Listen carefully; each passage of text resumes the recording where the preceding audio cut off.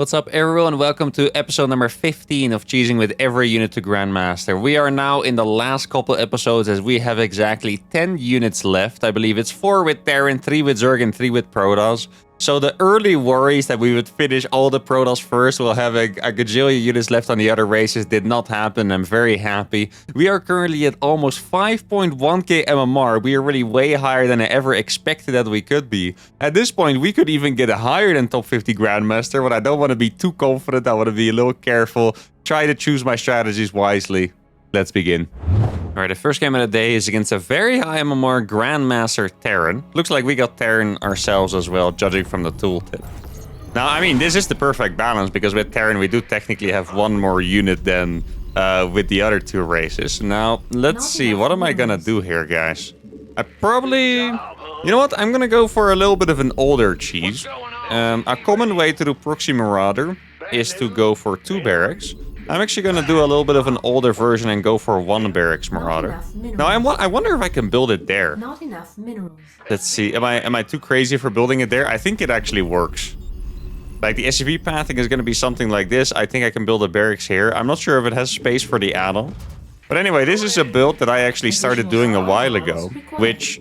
It was one of my cheeses that I was just vibing out with, and I didn't expect it to become something popular, but then the Korean Terrans took over the cheese entirely.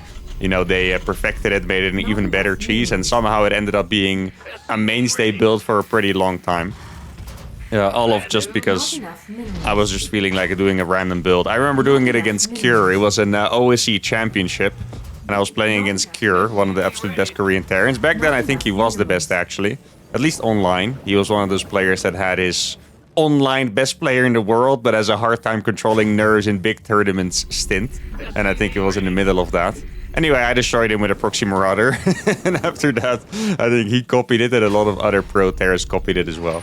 Now, I'm not exactly sure how the build works again. I think the way it works is that you skip SCVs from this point on. Oh, wait, okay, I think I should have skipped the depot, made the factory instead of the depot. And then because you skip SCVs... Yeah, that's the way it works. Okay, that's a little bit of a mistake by me, but that's alright. I mean, the first times I did these builds, I made this mistake too. Because the build hasn't been perfected yet at that point. So what you do is you just allow yourself to be supply blocked, basically, so the factory is faster. The reason why you want the factory to be faster is so you can have a Hellion out against the first Reaper. If you don't have the Hellion out, I don't know, you're gonna lose like 6 SCVs to the first Reaper or something. Obviously unpleasant. Now, I do have to say, this proxy location of this map is really pretty neat, isn't it? Like, I feel like it's not one of the first places you would check. You would check here first, or maybe here. And then this, I feel like you're more likely to find on accident, where you're crossing in between, than you would find it. Look at this, yeah, you can tell that he actually scouted all the way around, and now he finds it. That's kind of funny. What a proxy spot. Probably need another depot by now. Just hope my Hellion is in time. That'd be perfect. Okay, so he has a bunker. I saw the Reaper at home, but he could have made 2 Reapers, so I'm still gonna go for the Hellion. And now what I'm gonna do is lift the barracks, and then we're just gonna be able to target down his depots. I'm not quite sure if it would be good for me if he would go for a tank, because tanks are normally the answer to 2 Rax Marauder. But against 1 Rax, I don't know if it's like economic enough. I guess we'll have to see. Okay, so this is going to be the first depot to go down. This is really annoying, by the way. If he wants to give me SCVs, I'll take those as well. And I barely not killed that. Oh, actually... Oh, this is kind of annoying. I guess we were going to be able to force repair for a while. Here is my Hellion, so that Reaper is not going to do anything, of course. He is indeed making a tank, or at least it looks like it is. I can probably kill that Reaper, actually. Let's see, am I going to be able to kill that? Barely not, I think. The Reaper is going to fall. I mean, this build still, I mean, it seems like it's working perfectly to me. I'm going to be able to... Oh, I didn't even boot my camera hotkeys. I'm going to be able to take my expansion. With the barracks, I can see when the tank is going to finish exactly. I think he's actually going to lose the depot still. He just spent an inhuman amount of resources repairing it, and then he still lost it. Okay, let me fix my camera hotkeys, because that is going to annoy me a little bit. There we go. Now, what do I do behind this? I would like to give this a cheesy follow-up as well, of course. I'm just not quite sure. Was that a medevac that I just missed? Oh, yeah, it is a medevac. Okay. I guess he was I think he got really confused. Maybe I was right that people really don't use the one racks build anymore, because it seems like he was really playing like he was expecting. I'm gonna try to get one more hit on the tank. He was expecting more marauders, like the bunker plus the tank, and then he was moving across the map as well. Now I don't see where the medevac went, unfortunately. That would have been really nice to catch. Guess I'll just have to deal with that. I'm gonna make a tank myself. I'm making interference matrix as well. I would think, yeah, exactly, here it is. I'm gonna drop an auto turret instantly. It's gonna be a really nice auto turret. I think the medevac is gonna die, exactly. The tank is gonna die to that auto turret, and this is gonna be an absolutely perfect cleanup. There we go. And I have an expansion behind it already too. I mean, this build in this game, it looks really strong because he scouted it pretty fast. I didn't even do the build properly, right? My economy was a little awkward for a while. And I think we're still going to find ourselves in a pretty nice position here. I have more ravens than him, which is a pretty key. And I know it sounds very... what's the word for that? Very randomly specific. That's not the word I was looking for, but whatever. But ravens are actually a key resource in TVT. Like, it's super important to get your ravens. Now he's going to... Wait, watch this, guys. He's going to let me... Yeah, he knew that I was fishing for it. It would be so funny if he lets me do that. You know what? I'm going to spam more ravens. See, okay, so he went for a... Actually got the lock-on onto that tank. Sadly for me, I don't have vision. I wonder how far he can go with that siege tank. I should probably land this, right, so I don't lose it for free. Gonna get another tank out here. I should probably keep my ravens around here in this location. That way I should be able to clean him up relatively easily. I think it might be time for me to go. Okay, he's gonna siege over here, I think. Oh, that is super unlucky. Oh my goodness, that is, first of all, a crazy decision by him to go that way. But then he also got extremely lucky finding my ravens. Yeah, that is pretty painful. Okay, don't want to lose anything to that. All right, well, all of a sudden, we're finding ourselves into a little bit of trouble. Really shows how fast things can change in a game of TVT. I feel like he had one moment of good fortune there, and maybe I was... I don't know, making too much of an uninformed decision. And all of a sudden we find ourselves from a good position into a pretty rough position. Now, I wanted to make a second starport a while ago. Let's see, I'm going to go for a scan. Don't see him around here. He has retreated fully. Okay, now I'm going to do something a little insane. I'm actually going to just full-on counterattack. I wasn't intending to counterattack with these. But now I am going for the counterattack. Going for 3 starports behind it. Dude, he really has no workers. He actually got obliterated by this opening. It's kind of crazy. Like, look at his... I feel like I could probably just pull SCVs against his tank push. Look, he's not going to have any SCVs left over here. He could totally just go for, like, a big attack or something. I'm going to throw scans around my base just to see if I can find him. I'm spamming starports at home. Going to make a couple turrets around my base as well. Like, the thing is, he didn't make ravens, so what he cannot do is disable my tanks and go in. What he can do is land his Vikings on top. But I don't know. Let's see, I was dropping. Oh, that was a bit unfortunate there. Could have microed that better. Would have been, well, really wouldn't have made a big difference, to be honest, but it would have made a difference. Now, I have 55 SCVs. My opponent has like 25. So as long as I don't die right now, you would think I'm going to be all right, but I'm not 100% sure that we will be. I think I need to make another turret over here. This map is extremely good for sieging with tanks, by the way, because you can actually siege from here and hit the mineral line, which is just disgusting. So there is a third command center. That means he is going to try to macro out of this. He also launched a depot, which means he did mess up his macro at some point. I can probably block a bunch of his SCVs with this. He's going to go for... Oh, that is a pretty surprising move, actually. Let's see, I'm going to send those over here. I do have a Cyclone. Needs to be really careful with these Vikings. Yeah, he's going to try to target my Vikings, but if my Cyclone gets another lock-on, he's really not going to be happy. There we go, another lock-on. My Vikings also sniped another one of his Vikings, and he's making Liberators at this point. Wait, I'm going to lose a Raven to the tickle beams. That's kind of funny. I can't believe they chased me all the way back home as well. Yeah, the thing is, guys, I have 3 starport Viking. He was going to overpower my air control with the amount of Vikings he had. But now I actually have more Viking production than him. I already have the same amount of Vikings. I should probably make another starport, actually. Let's see if I can snipe something. I feel like I can go now. I know it sounds a little crazy, but I think I can actually go for it. Don't want to make this too risky, of course. Let's see. Okay, there we go. Dude, this Cyclone and the Raven are going to be so nice. I don't think I have to siege my tanks. This is a little crazy by me, for sure. He's going to go for the landed Vikings. I think my tanks are going to clean this up by themselves. Don't really need to land this Vikings, but I'm going to, and there we go. Now, that was a pretty exciting game after that start. Like, him catching my Raven was absolutely brutal for me. But in the end, my Marauder build got me far enough ahead. If you look at the the state of the game over here, I'm still very drowsy. I just woke up, as usual these days before recording. I have 10 more workers than him, as well as a 3rd command center building already. And interference matrix and 3 ravens against 0. Like, just this 3 marauder build, even though he scouted it, even though he killed the marauders relatively easily, still got me pretty far ahead. And that's despite me doing a bad build. I really think, or well, not the bad strategy, but the build execution was bad. Should have made the factory faster. But killing the depot, forcing all the repairs, forcing him to not make an expansion, he got confused that I was maybe doing a more committed all-in, so he got an extra bunker, delayed his own expansion, and in the end, a very beautiful cheese. The marauders get it done. Let's go for game number 2. The second game is against a Grandmaster Zerg on Neon Violet Square. Now we're left with 3 units for each race. And okay, I was actually for a second... This is the roughest one that we possibly could have gotten, by the way. For a second, I was hoping we could get Terran because I was excited to play some absolutely ridiculous mass heli and stuff. Now Zerg is already a tough matchup for me. ZVZ is not my best matchup. In fact, I think... I'm trying to think if I'm exaggerating or not. I think it would be accurate to say that this is my worst matchup out of all 9 matchups that you can play.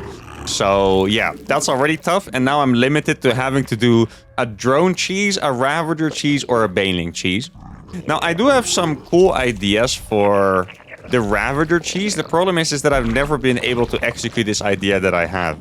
So one build that I always liked when the pro players did it is they would kind of open with some kind of, I guess, roach play. I don't know what the exact opener was, whether they played Link Baneling Wars first or not, I'm not quite sure. But they would open with some kind of roach play. And then, instead of transitioning, they would mine a lot of gas. Probably get an upgrade for the Zerglings, maybe melee or armor. I'm actually not quite sure which one. Armor sounds a bit more logical. They would go Ravager Zergling, use the Zerglings to surround the roaches, and then the Ravagers to Corrosive Bile, which is a pretty awesome strategy. The problem is that I don't really have... and with I don't really have, I mean I don't have at all the same level of reading the game as pro Zergs do. So I don't know when I can actually go for that. Because if they just go for a Link Baneling Wars, I cannot go for a Link Ravager. You know, I think I really need them to go roaches. So how can I force them to do that? I'm not quite sure. I think I might have to do some kind of fake roach attack myself. Oh, it looks like, I mean, very classic for a ZVZ. Looks like we're getting cheesed already. I'm pretty sure this is just going to put us at an advantage. Could be wrong, but actually it could be one of those like super committed one-base attacks. Yeah, the reason why I like to play the extractor trick, hat trick, and Zerg is just because I feel like at least half the Zerg players cheese, and this build is just really good against cheese. Like, it's, you know, all these 12 pulls and stuff, they just don't really do that much. It's going to be relatively easy to defend. Let me just try to micro my drones a little bit. Okay, don't want to lose too much mining time to these things. Now I got 4 Zerglings here already. He does have 8. Need to be a little careful. Go to the Queen. The Queen is ready. And then I can just fight together with the Queen. And that is going to be this tactic held already. Probably, did I lose a drone? I'm not quite sure I did. I want to say I didn't, but I also don't want to lie to you guys on accident. So, I think I did it at least, but I could be wrong. And now we are at a pretty significant advantage. I'm gonna get Zergling speed. I don't think I need to go for like roaches instantly or something. I don't really feel that threatened. I think I can probably save this Overlord still. It is one of my absolute expertises to lose Overlords as a Zerg, by the way. And I know that's not a good thing, but it happens to me a lot, where I just set my Overlord too far. I was playing some 2v2. And where did my... Oh, here it is. Always, even if my own base, I lose my queens. As you guys know, the 2v2 tournament, gonna give you guys a little secret. I have been practicing a little bit of Zerg. It is still not amazing, but I just really like playing Zerg in team games. I did kind of forget what I was talking about. Just, oh yeah, about the Overlords. And like half the games, I lose like 2 Overlords on the other side of the map, and I piss off my teammate while doing it. So, yeah, really one of my absolute core strengths when it comes to playing Zerg. Now, let's see. I do think it's a pretty normal strategy to go for the link flood after the 12 pull. Oh, he actually... Huh, he was expecting me to do that. He has a gas here. Don't be fooled, that could actually be his first gas. I'm not 100% sure, but I think that could be his first gas. Okay, that's interesting. I'm not sure what I showed that would indicate that I was going to go for some kind of attack. I kind of feel like I'm mind gaming him on accident here, but I guess that happens. Let's see, he did indeed not have a gas over here. And then what I'm going to do is I'm going to take the back base for additional mind games. Maybe I should make a little bit of creep. I'm going to make a couple of roaches and walk them across the map. This is going to be pure mind games, okay? I don't want to spend all my money yet. I'm going to go for the melee upgrades over here. I think I want to saturate 2 gases. So I'm going to need 8 more drones for that. So my mineral line is saturated. Need 2 for the gas, 6 to mine the gas. And I'm going to go across with a couple of roaches. Take these extra gases now. Go up to 41 drones. So I need 1 more. There we go. And now he's going to see the roaches come across as well. And that is the point. Now, I do have this back base to fall back on. I guess the problem with this kind of build is that... Oh, okay, that's a good scout by him. He's going to know that I'm actually just... Well, I wouldn't really call it macroing, but macroing behind it, right? Oh, I probably should have made another queen over here. If my opponent were to go for, like, mutas, for example, then all of a sudden I'm in a big rush. And I don't really feel like being in a big rush. He does not have that base. Huh. Yeah, I think we might actually have to go for some kind of killing move. Let's see. I'm gonna go for 5 more roaches.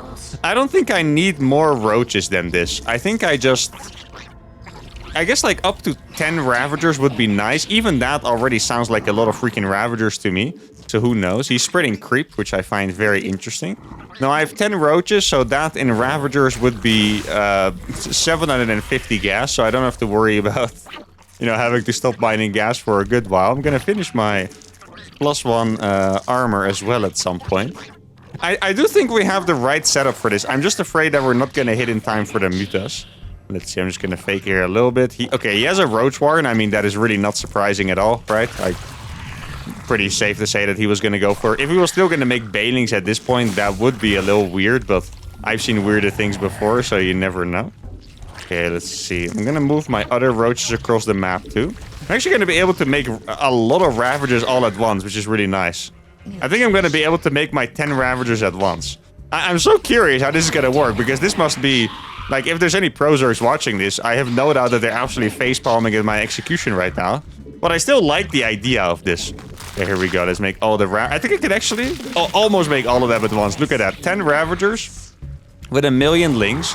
My opponent's very unlikely to have banelings. The reason why this is not a good map to do this on, by the way, is because he's probably just gonna have a wall. Let's see what he has up here. Probably just a lot of spines, huh? Okay, that is not what I was expecting, to be honest.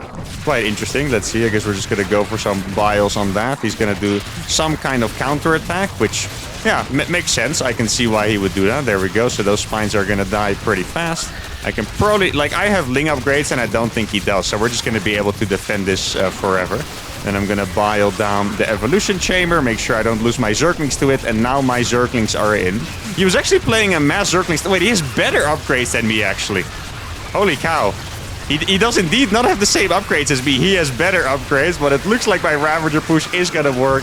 And thank goodness that I made that many Ravagers, because otherwise... He was gonna go for Ling Lurker. I see. I mean, that is cool. That is definitely a cool strategy. I just remember that this is what you're supposed to do. If you're attacking as a Zerg, you're supposed to bile down the eggs that are making what is most likely gonna be roaches. Dude, his upgrades are kind of scary, actually. Let me go back and inject a little bit. Here we go. Got 1,000,000 links arriving, too. And we are going to break him with this. Was this a good strategy? Okay, I'll be honest. I think this strategy is actually pretty good. On this map, it goes from pretty good to being disgusting. Because, like, I mean, he was getting Hydra upgrades. He was close to getting Lurkers. I mean... I've mentioned this before, Lurkers really are not that good before you get Hive upgrades, but still, he was getting close to Lurkers. But why it's not good on this map is because it's so easy to wall off. Here, my opponent countered with a lot of links. I had enough links to deal with his attack, and luckily enough Ravagers to buy on the Spine Crawlers and the wall, but I feel like we had a pretty big advantage and it was still close. So I would really recommend to absolutely not do this on this map, but another map, it's pretty cool. I think one thing that you should maybe do, thinking about it now, is you should make a couple more roaches and kind of hide the Zerglings a little bit. Because I think you want to bait your opponent's roaches out. Here we were also unfortunate that he didn't make any roaches at all, by the way, and he just went for lynx. You cannot really bile lynx because they're just too fast and too small. So that's why the Ravagers were not as useful outside of breaking the wall. But you can kind of bait the roaches out, then you get a massive surround with the Zerglings, and then you bile on top, and that would be a pretty disgusting combo. But here we are. We survived the ZVZ, in part to my opponent doing a cheese that I was very well prepared against. Ravagers get the job done. Let's go for the final game. All right, the final game of the day is against the Blob A Protoss player. Now, we got Terran. Okay, so, hear me out, guys. I crossed out the SCV, okay, on the thing, because I figured we would never be able to win with SCVs only. However, I just played against this guy, and this guy is a cannon rusher. And if he does it again, I'm gonna give him the mass SCV treatment. Actually, I'm not even gonna wall off. I probably should make a backup plan. I don't know if this guy only cannon rushes or if he just does it sometimes.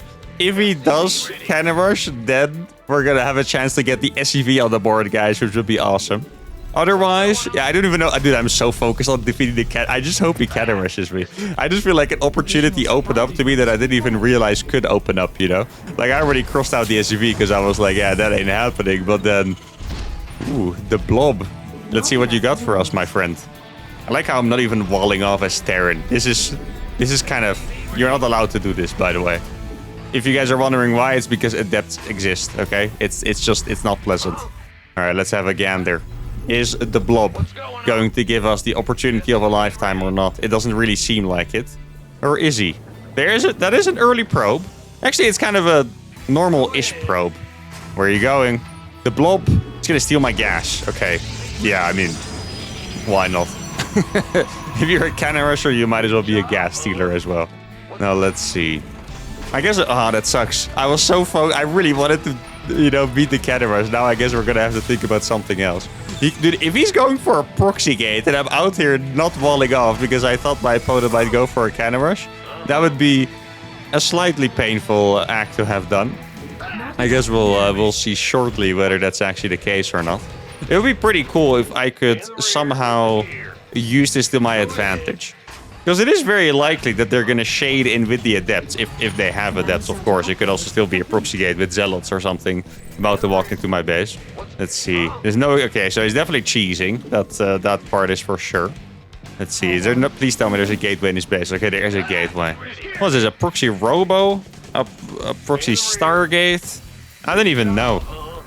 I'm kind of tempted to just try and hold this with only Marines. Like, get, you know, combat shields really fast or something and just... Huh. Well, this is going to be interesting. I kind of like this. Like, I'm not going to lie. You guys know what I think about cannon rushes. If I play against a cannon rush, unless I'm doing something stupid that makes it fun, I don't think it's very exciting because it's just pretty easy to defend. So, I got excited only because I could hold with SCVs. But now instead... We do actually have ourselves an exciting situation here, because I don't know if I can hold this kind of stuff with Marines only. Normally, if you play against this stuff, you would always go for a factory and a starport, and you would just, you know, try to get either a Cyclone and Viking out if it's a Void Ray, or Tank and Viking if it's going to be a Robo for the Prism and Immortal, but now I'm going to do it with literally only Marines. I still don't know what it's going to be, though. That's the scary part here. He technically could have... Huh, there's an adept out there. That's not too surprising. I guess he could have taken a hidden expansion. I'm a little worried about the potential of DT. Oh, he actually went to chase me. That's kind of surprising. What I'm gonna do, I'm gonna go out with my Marines. I know this seems like a psycho move, but for some reason I'm just kind of feeling it. I want to know what it is. I'm dying of curiosity here. Okay, I'm gonna check over here. Let's see if I can find something. I want to guess that it's DTs right now. It just feels like it's gonna be DTs. It's too slow. I think it's either DTs or like fake blink or something, you know? Maybe since it's very likely to be DTs at some point, in my opinion, I think I'm gonna wall this off. If it is DTs, it's very likely to be accompanied by a Warp Prism. So what I'm gonna do is I'm just gonna make Marines and I'm not gonna use my scans. That is gonna hurt his soul. And he is not gonna be very happy with me. That's... Yeah, I think I might have just ruined his day, actually. I'm sorry, Mr. Guy. But why Zealots? Why does... He's doing a one-base charge all in? Of all things? I mean, that is funny. Yeah, it is a one-base. Look at that. Wow. Okay, that is not a recommended cheese, guys. Just, I'm gonna give it to you guys straight up, okay? It's creative. That's why I approve. Would I recommend it? I don't think so. I mean, 2-base charge all-ins are actually quite powerful. 1-base charge... It's the kind of build that you will make your opponent uninstall the game with, more than anything else. I don't think it's going to be super strong or anything, but it's the kind of build that you will, help your opponent with the uninstall process. If your opponent is a massive procrastinator who just can't get off StarCraft 2, then I think this is the kind of build you want to do against him. Now, this bunker, I just don't think he's going to break it. If he gets the Prism into my main, it will be probably 9 Zealots. I think he has 5 gates, 4 in the Prism, 9 Zealots in the main. I mean, I have too many Marines with combat shields already, I think, to be honest. Oh, I can actually leave these SCVs here because my base is already saturated. I like how I'm completely set on doing this with just Marines, by the way. I could go for, medevac so I can actually drop, but I'm just dead set on doing this with Marines only. This is gonna get really scary if he goes for, like, Archons or something, which is pretty realistic, I would say. I feel like if you're playing against a cannon rusher who also steals your gas... You're kind of looking at someone who is most likely to just commit to the attack no matter what, I know I'm doing a lot of, psycho reading here, but I have a lot of experience playing on the ladder. I think if you're playing as a cannon rusher, they're he's more likely than not to just sit somewhere warping in Zealots waiting for me to move out. I know the right play here is for him to expand and make a Templar Archives or a Dark Shrine. That's probably what he should be doing. But I'm gonna trust myself and say that he's out here somewhere warping in a gajillion Zealots waiting for me to move out. If he's not... well, he does have an Archon. He is definitely waiting outside of my base warping a lot of stuff, though. Do you guys think... Wait, did I just see a sentry? Guys, I think we might actually have to go down the ramp. Oh, this is gonna be painful. Huh. I'm actually so curious about this. Let's see. Okay, so he sees me go down. I'm gonna target fire Archon number 1. Actually, I didn't see a sentry. I just hallucinated. That's my bad. Too bad for him, I just have so many Marines. Wait, it's actually still gonna work. Oh, that is sad for him. He's waiting for me to come down the ramp. I actually do come down the ramp, and I still win. There's a Prism over there that's gonna die very fast. I had an Archon inside. I'm gonna kill that Archon too. And, alright, well... If this guy has an expansion, this game is actually completely open for either of us to still win, because... I'm only making Marines. Marines are not going to be very good in this situation. And he has Archons.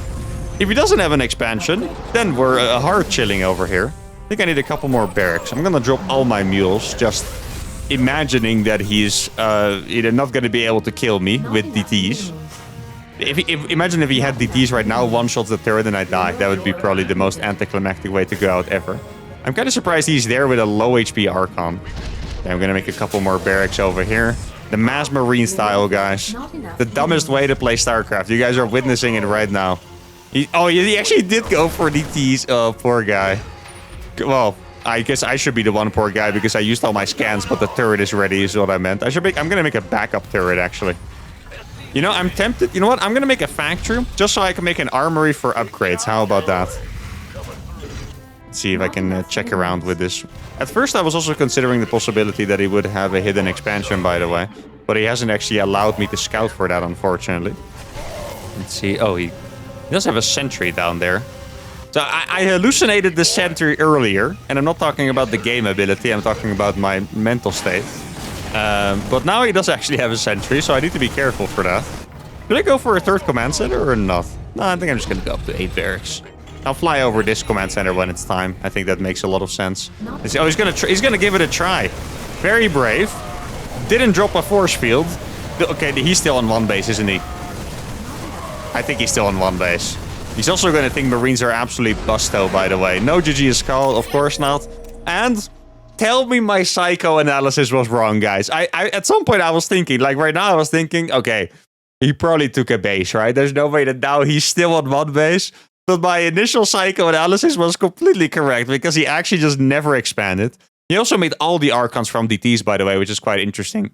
I think it would make more sense to do it with a Templar Archives because when you only make Zealots, you're not spending any gas. And Templars are more gas heavy than DT, so that way you can probably make a couple more units, but yeah, all right, there we go. Mass Marines only. I was hoping it would be SCVs only. In the end, it was Mass Marines, and we do get the job done. So we got 2 dubs with Terran today, Marines and Marauders, and we got the dub with Zerg with Ravagers, meaning we have 7 units left. Probably going to be 2 or 3 more episodes.